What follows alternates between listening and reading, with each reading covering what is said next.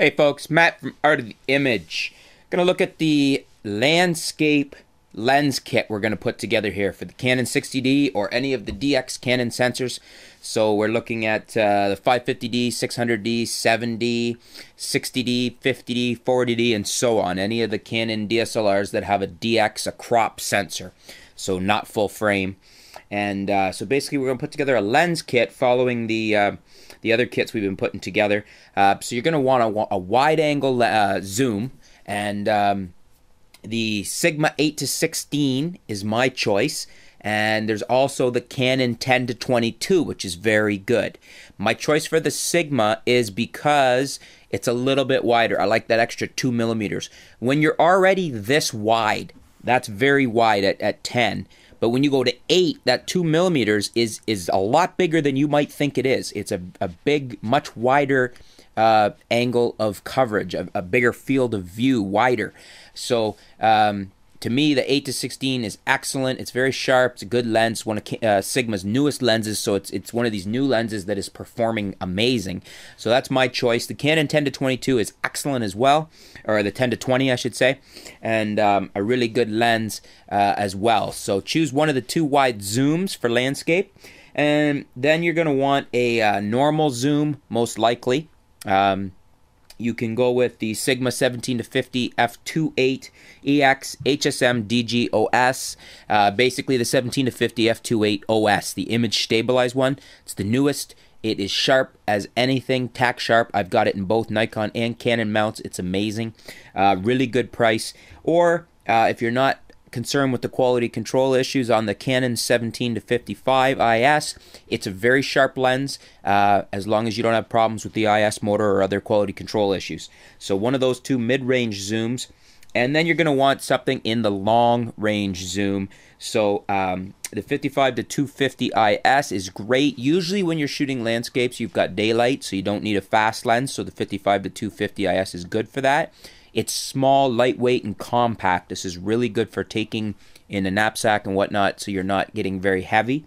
However, if you're wanting more reach, a little bit better, faster lens and whatnot, you might want to look at the Canon 70-200 f4L, f4L IS.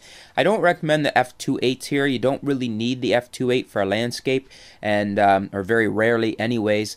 And the f4 with the newer high ISO bodies is plenty.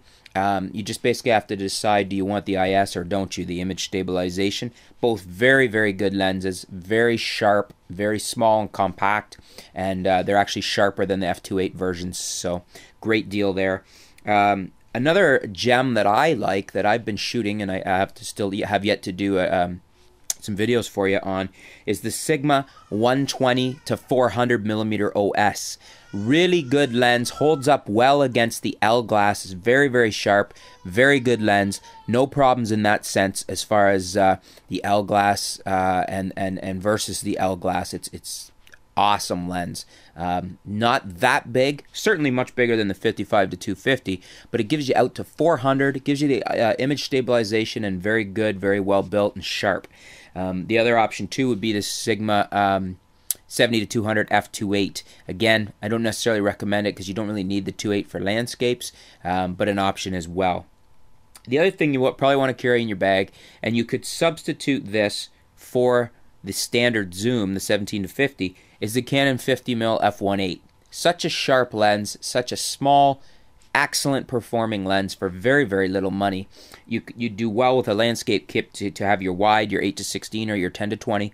That prime, the Canon 50mm f1.8, and one of the long zooms. That will be a great landscape kit as well. So basically build your landscape kit around these options. A lot of people wouldn't even need the long zooms or even the mid-range because they want to shoot entirely wide. So you're going to have to feel out what your landscape preferences are, what you shoot, what you tend to shoot, what you want to shoot for landscape, what works for you, and what your flavor is, what works.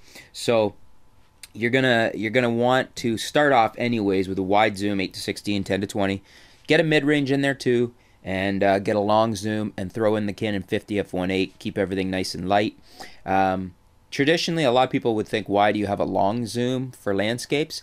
But a lot of people use a long zoom on landscapes, especially if something's far away. You'd be surprised, some beautiful landscapes you can do a long zoom. So anyways, folks, that is the Canon DX camera, the 60D, and so on, the crop sensor cameras, landscape lens kit. So stay tuned. Thanks for tuning in. Stay tuned. We'll be back soon with some more video posts, some more articles, and we'll keep you up to date with what's going on in the world of photography. Thanks a lot.